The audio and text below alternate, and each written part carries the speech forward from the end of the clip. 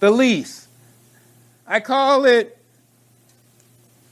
instead of the word sample, I would suggest you use the term standard lease agreement. In fact, on the very next page, standard residential lease. That sample lease agreement, the first page on 120, that's my instructions to you. Why consider using some of the clauses in the lease that I'm providing for you? It's not to take the place of your state lease. It's so you can look at it and say, well, one, have I addressed all the rental clauses that I need to? And if I've addressed them, have I addressed them in the most effective manner possible? And do I have any clauses which allows the resident to play a part in the lease agreement? Those are three ways in which my sample lease can be of benefit to you. One, are you even addressing the issue? Second, if you're addressing it, are you addressing it in an effective manner? And then thirdly, are you giving the residents the opportunity to play a part? If you like my concept along those lines. So in the standard residential lease, are you addressing, well, in fact, are your provisions effective enough? Clauses to highlight. So let's talk about a couple of clauses that I want to highlight. On the first page of the standard residential lease, notice it says about 5 lines down, rent is paid. Rent, how much per month or bi-weekly? Doesn't mean it's a month-to-month agreement. It's just how much is paid per month or bi-weekly.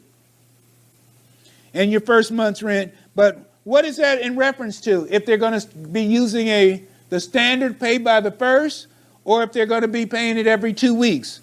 So we're identifying how it's going to be paid. And remember, we're letting them play a part. Anniversary date.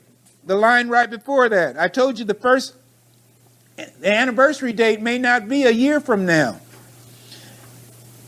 I use the term anniversary purposely, folks. Anniversary sounds like a time to celebrate. Anniversary sounds like we're continuing on.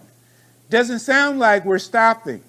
You know, when I'm having my anniversary date with my wife, it's not like, okay, this is the end. At least that's what we're hoping it's not, the end. No, we're looking forward to it and continuing the relationship. That's why I like the term anniversary date. Notice the first clause says 3-star resident. Welcome is one of our new 3-star residents. We look forward to servicing you for at least the next 3 years. This isn't a 3-year lease. But what is the mindset that I'm getting the resident to see this as? 3 years. And guess what? As long as they do everything that they're supposed to do, and as long as I don't turn into a jerk, as long as they don't have a job transfer, guess how long they're going to be with me? 3 years. Because that's the mindset. See, I try to get residents to change the way they see things. I don't want them to see this as just some lease that they're signing. No, they're becoming what is it that I'm saying they're becoming? A 3-star resident. Are they 4-star if they stay 4 years? Are they 4-star? No, after the 3rd year, they become a VIP resident. Ooh. The reason I don't use 4-star, people can't wrap their mind around 4 years at a time.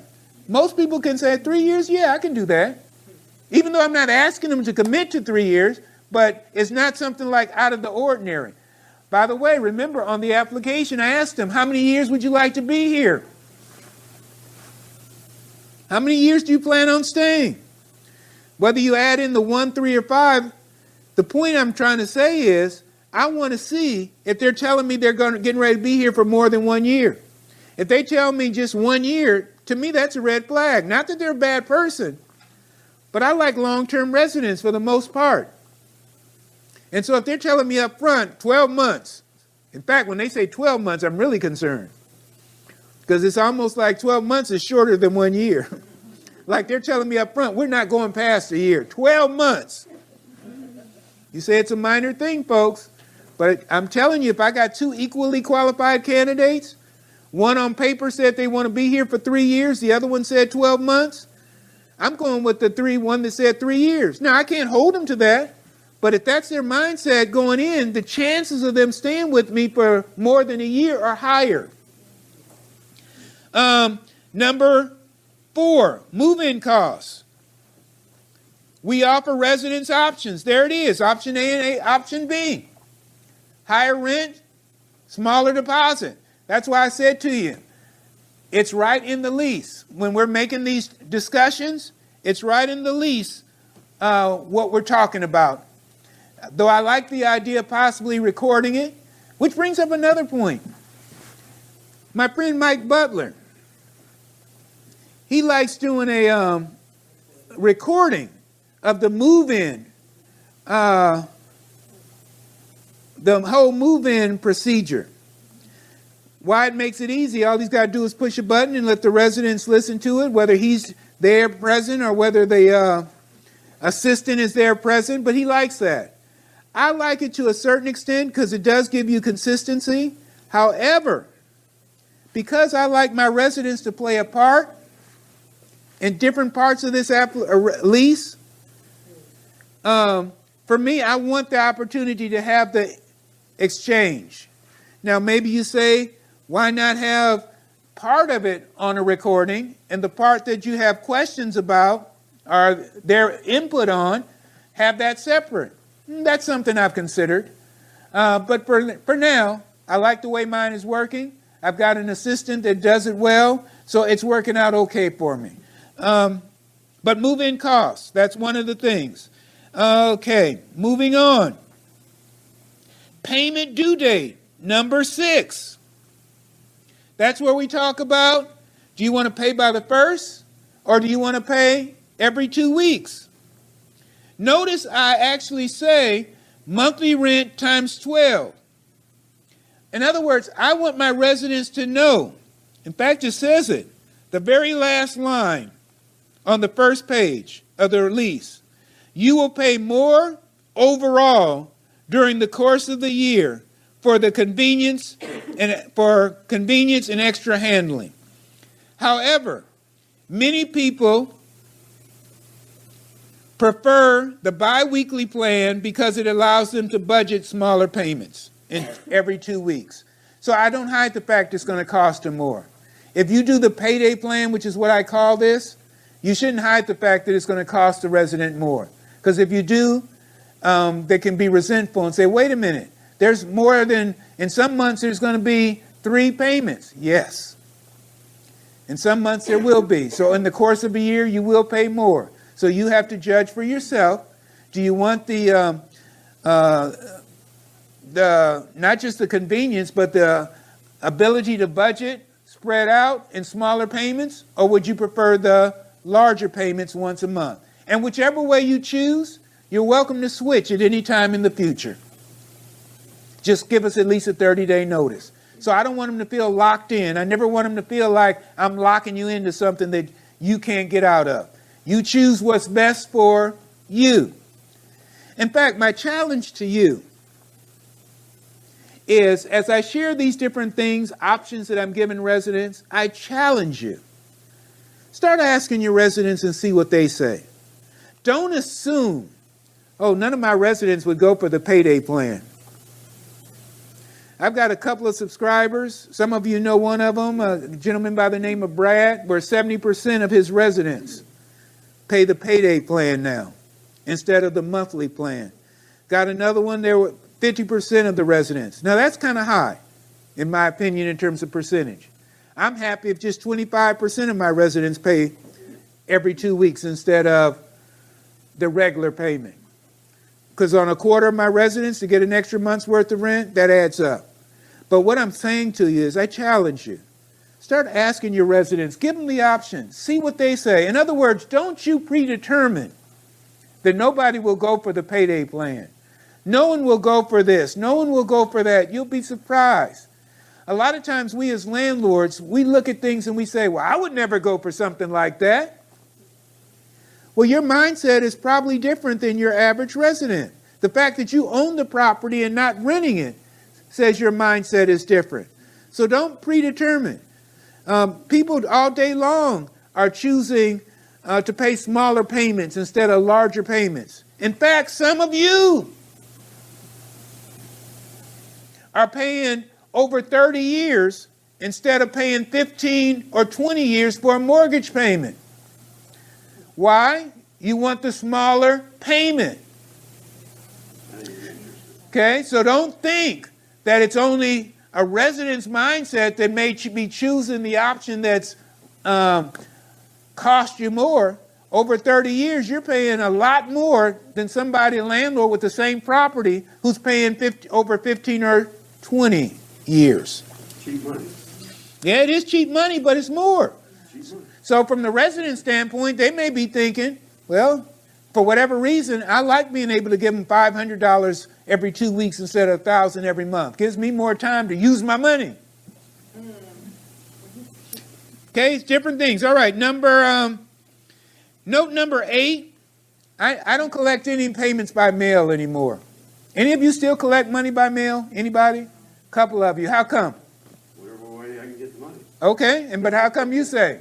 I got a tenant with a disability. Okay. That's how this person does it for him. We got set up.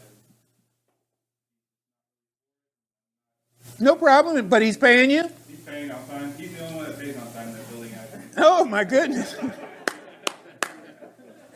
all right. Well, how are your other residents paying? 2 of them pay Mm-hmm. and then So why don't they pay on time? always, we bought this building in the area. Okay, gotcha. They've been consistently paying at some point within the month. I just want to say this. One of the website sponsors, clearnow.com, I use it myself. I'm only bringing them up as an example because sometimes people ask me, why would you use a company that's going to charge you a fee to collect the rent? And it's just $2 per transaction, but for the first person, each month is $14.95. After that, it's $2 for everybody. And why would you use something like that as opposed to Zelle or paylease.com or as opposed to whatever? Here's my response. I like, and I'm sure there's companies that do what I'm getting ready to talk about, and perhaps there's some that don't even charge, but here's what I like. I don't like my residents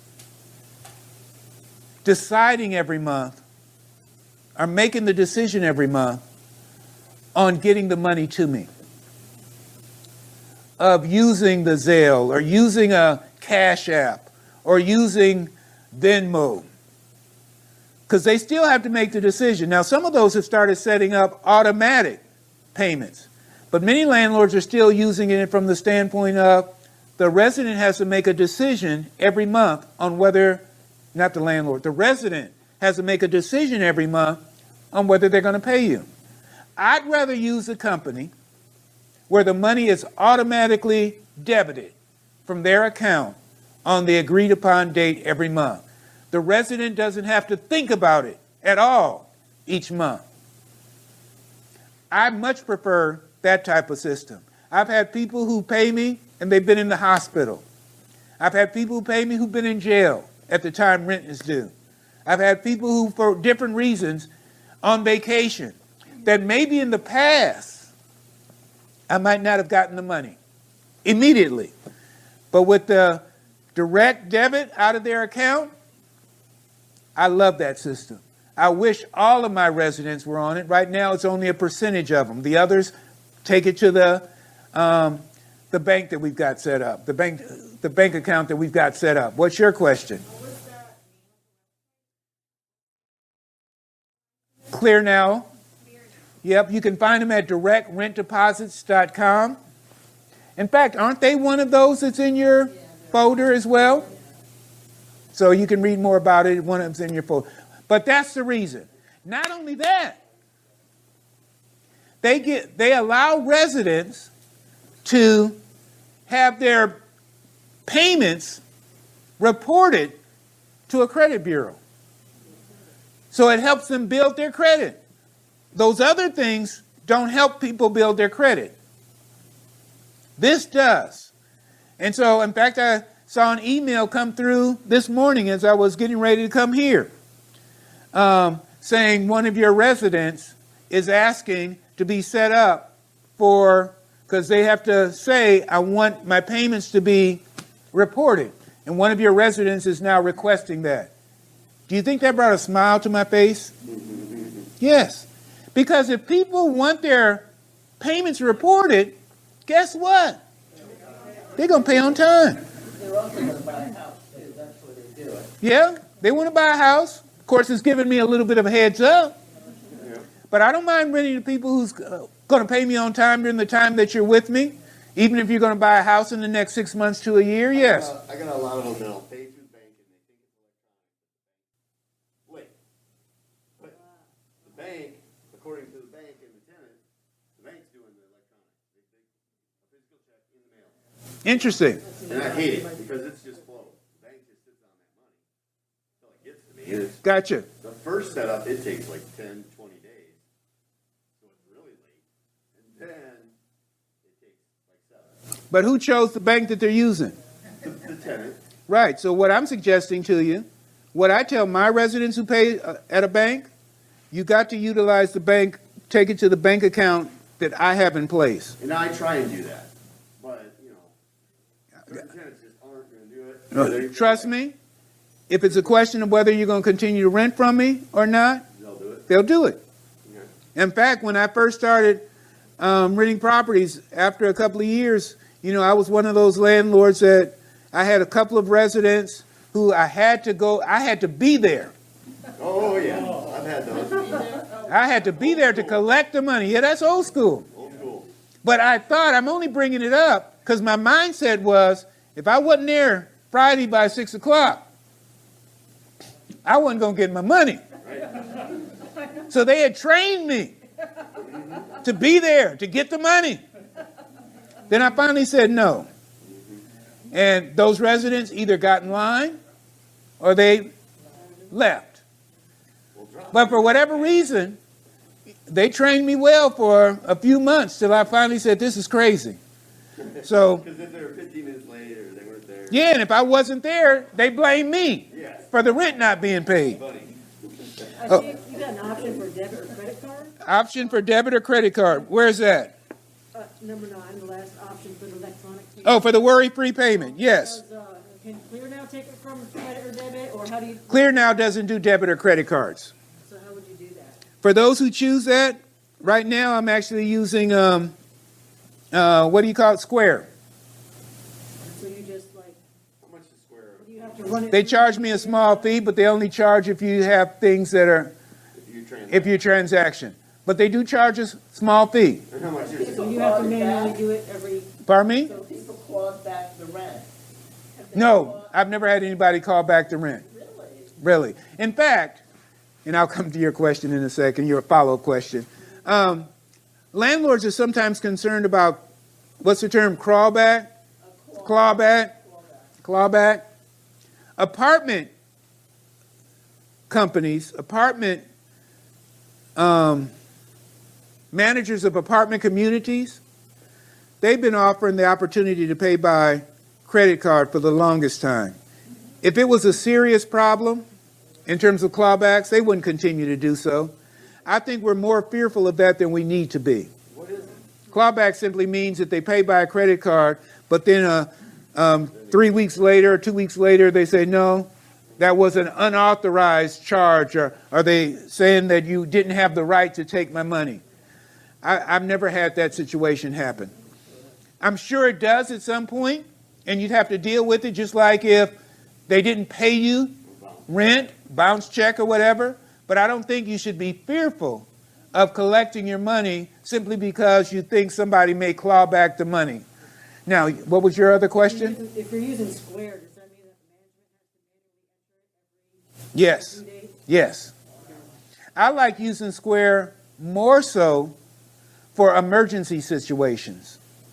In other words, during COVID, sometimes people didn't have the money, and they said, could my relative pay? I said yes. And the best way I found to get the money from the relative was by a credit card. And so that's what I used it for more so than anything else.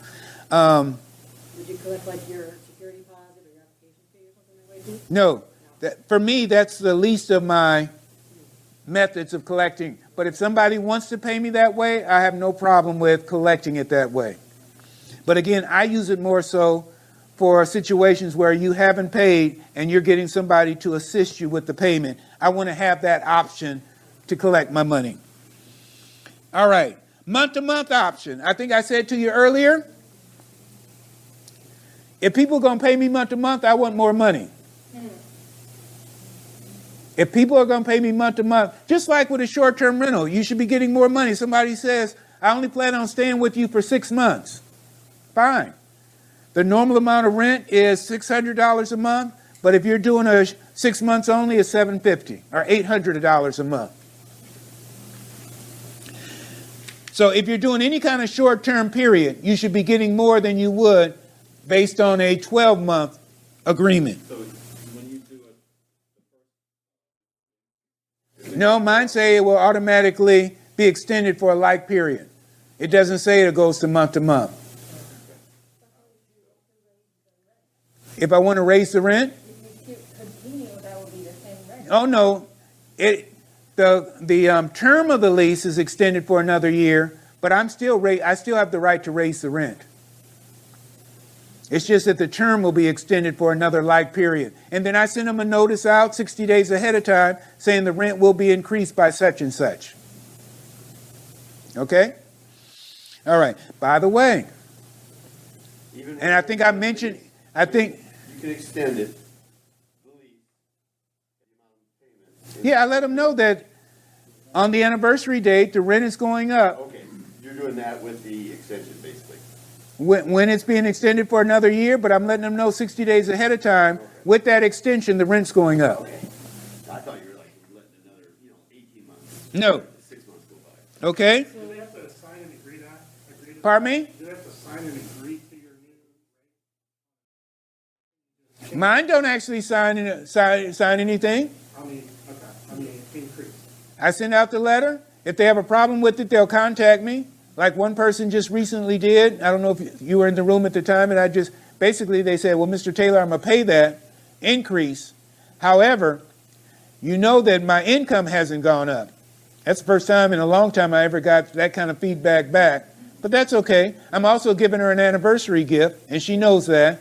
So that's helping to make her feel a little bit better in the scenario. But if you're asking, do I have to wait for them to send something back approving the increase? No. Okay. Oh, that was there. I can go into my management portal system and just increase the amount of rent. But you got to let them know that you're going to increase it. I did. Okay. In fact, you say with your management portal, so they're collecting it automatically? Some of them kind of like to do that. All right. It shows what their balance is. Gotcha. Okay, I see what you're saying. It got me a little excited for a moment because like with the Clear Now thing, once I send out the letter that it's going up, if they're on the Clear Now thing, all I do is go into Clear Now and adjust the rent by the amount that's going up. And then they start debiting the higher amount. Did I see a hand go up over here? So you use apartments.com for your...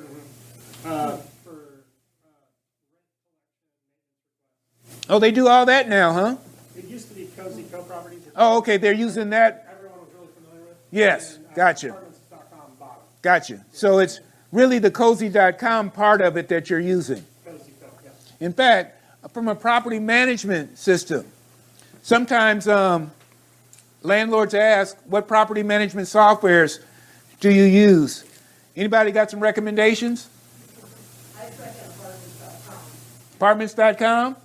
So you're using that cozy part as well. Anybody else? Building. Apartments.com. Buildium. Appfolio is another that a lot of people who come to my trainings use. Appfolio. I use one called Property Manager Cloud. In fact, if you bought my course within the last year, you get an actual year worth of usage for free. Property Manager Cloud.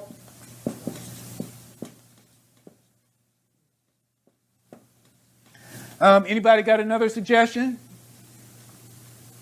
All right, those are just a couple examples. Moving on. Yes.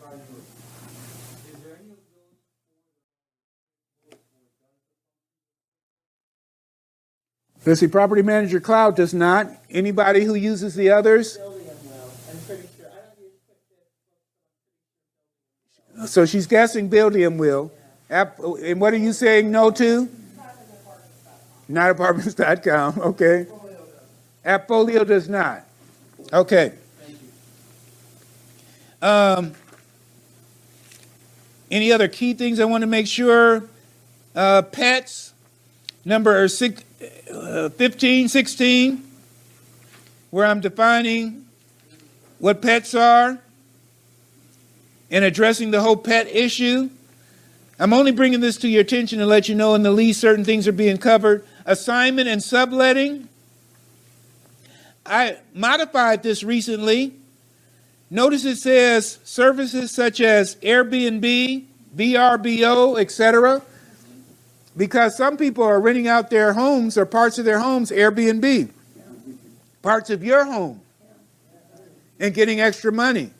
So to me, it's not enough just to say no subletting. That's why I added in such services as Airbnb, VRBO, etc. Early release fee, an example of that is page number 20. Just let you know there's an example of that in there. Should resident desire to move out prior to the end of the rental term, resident may pay a one-time fee equivalent to, and you can put in there whatever you desire, 1 month, 1.5 month, 2 months rent, to end the lease early and be released from any further obligation. However, resident must still give us a notice, pay rent through that departure date, up until that departure date, and pay any unpaid fees or other obligations that they're responsible for. Utility services maintained, number 29, resident agrees not to permit any utilities that they are responsible for to be discontinued or cut off. That can even be a reason to break the lease during this whole pandemic scenario as a violation of the lease. I only bring that up because the courts in many areas were not allowing you to remove somebody for non-payment of rent, but if they violated the lease from a utility standpoint, in some areas the judge would allow you eviction based on violation of the lease. And so some things I now have more emphasis in my mind. Well, you know what? Let's see where they may be violating the lease as opposed to just non-payment. They didn't. They did not. They did not. I know they didn't turn off water and they didn't turn off electric. I'm sure they didn't turn off heat. Yeah, they probably didn't turn off heat. So that brings up a good point. Now if it's due again, then they don't pay it. I guess I'm thinking more along the lines at the stage we are in now, even though some judges are still giving me a hard time about non-payment of rent, now I'm having an easier time with violation of the lease agreements. Now I am. But you're right in the middle of COVID. In fact, in our area, I think it was just, when did they start cutting off allowing utilities to be cut off? Because I received a notice saying we are now no longer, I think that was, I can't remember exactly. Unauthorized work on the property. Number 34. Notice it has any work on the property must be done by no work on the property can be done by unauthorized workers, not pre-approved by management. I give my residents a list of pre-approved residents, pre-approved contractors that they can use. I don't want them just choosing anybody if they just have any work done on the property. that they're responsible for. So, trying to give you an example, if they have a plumber, because they're responsible for plumbing issues in a single-family home. But they can't just use any plumber. They have to use those pre-approved by our company. The resident agrees that any maintenance work that is done by unauthorized workers, not pre-approved by management, is done at their, must be another clause that refers more to what I'm saying. This one is because we used to have people do work, unauthorized individuals, and then they would expect us to pay for it. So that's what that clause is addressing. They have to pay him, but if they've done screwed up, you still have to pay. If they screwed up, I still have to pay to fix it later, but I can then charge them for that. Can we talk about the clause for versus, Wait a minute, all issues? yeah, like I used to have a clause that said you're responsible for the first $50 of all repairs. Okay, In the hopes that they wouldn't bother me with a lot of right, stuff. and that could come back to bite you. And it comes back to bite me because they don't tell you about that leak. Yep. You do want to. I just want your opinion on that. I used to have that clause when I first started because I thought that was a neat clause to not have people bother me. Yeah. Unless you're doing regular inspections of your property, I think you're going to find yourself in a situation, as you indicated, that they're going to not tell you about certain things because they don't want to pay the $50 and they're not going to have it fixed. So deferred maintenance will be a potential problem with that kind of clause. The clause she's referring to is resident is responsible for the first $50, first $75, first $100 of any maintenance issue. Landlords put that in so that people wouldn't call you. But if you're not checking on a regular basis, doing that 3-month, 9-month inspection, there's deferred maintenance taking place that your resident could care less about. And it's going to end up costing you more in the long run. Sure, they're technically going to be liable for it, but if they run out of money and it causes more damage than you have a deposit for and they don't want to pay you, you're going to end up being stuck.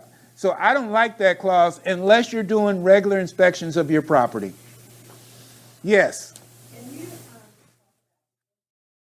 Well, can somebody find it faster than me? But there's a clause that says resident is responsible for all plumbing. Clause 46. 46? Plumbing. Take a look at that.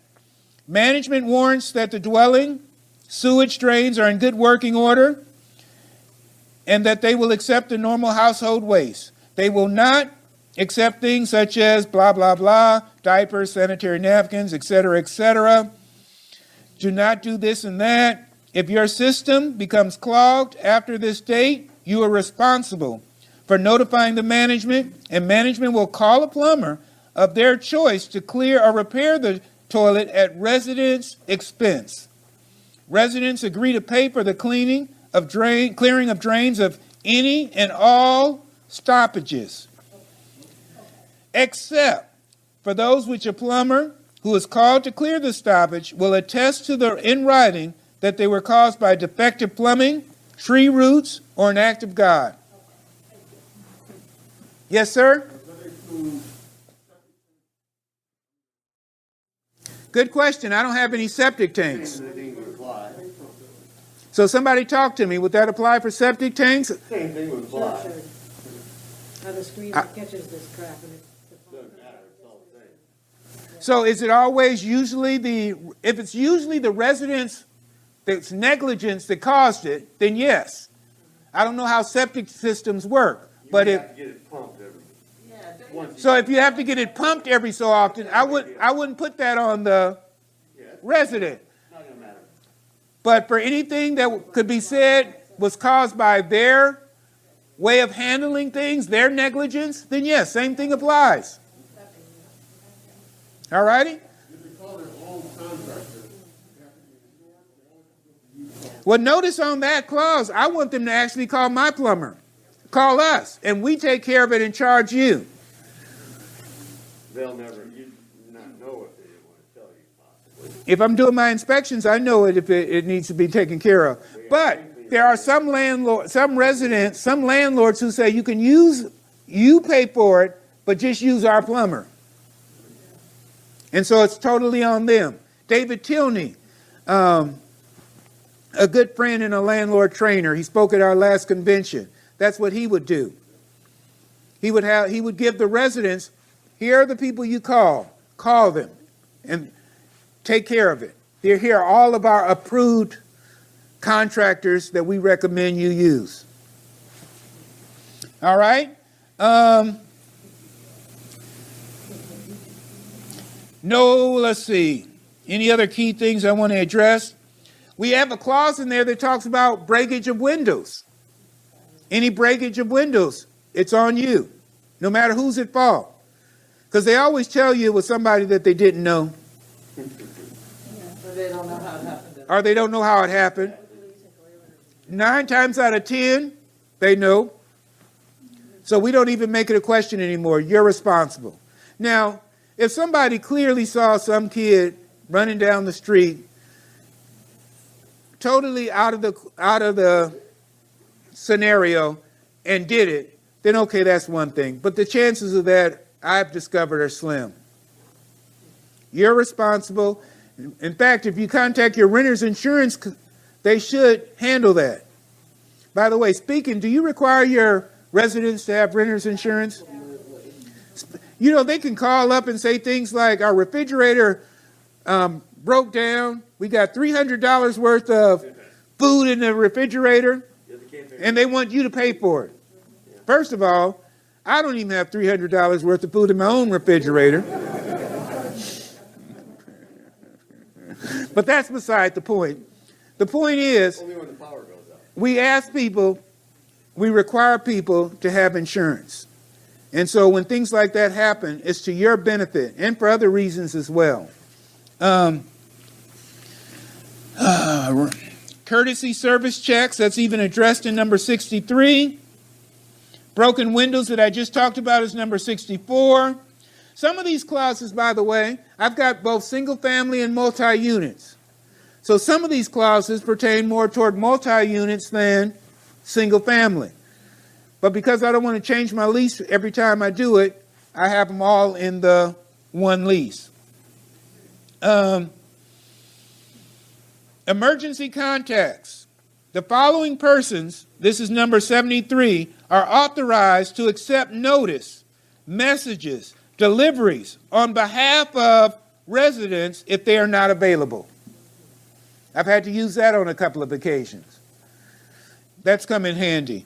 And many of the clauses that I have in my agreement, it's because something went wrong. In fact, some of them even have names.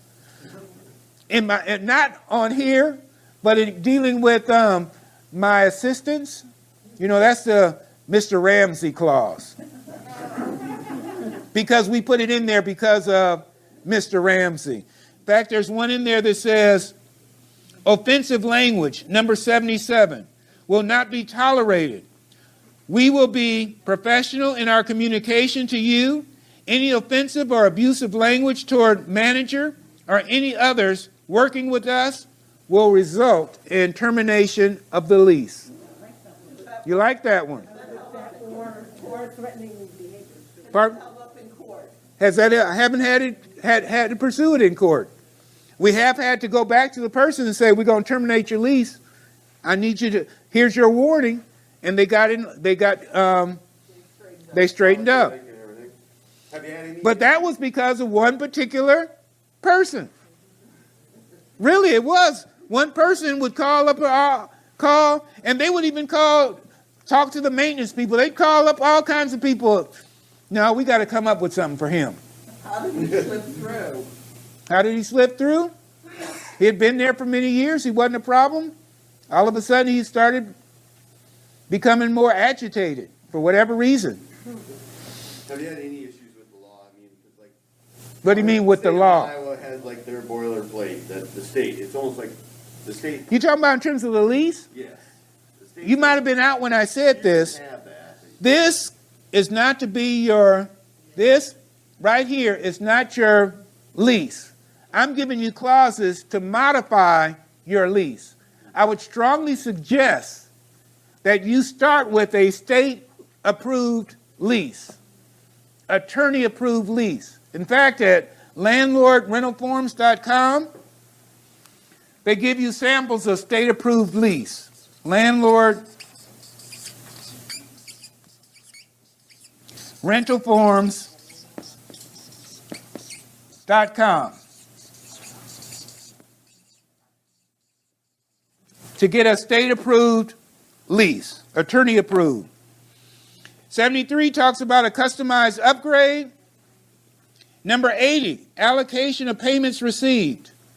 That's what we were talking about earlier. Payments first go toward all money received, first applied to past due balance on residence account, late fees, deposit shortage, unpaid damages, charges or fines. Move-in special.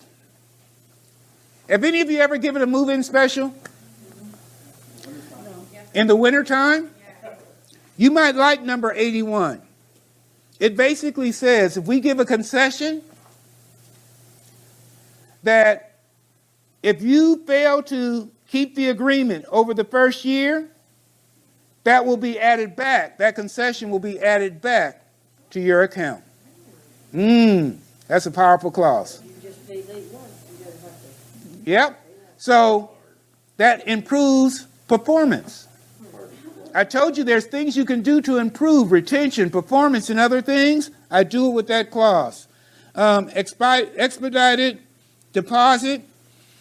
That pretty much hits the key things I wanted to say about the lease. We're going to stop there for now. What time is it? 5:25. My goal was 5:30. So we're going to stop there and pick up tomorrow.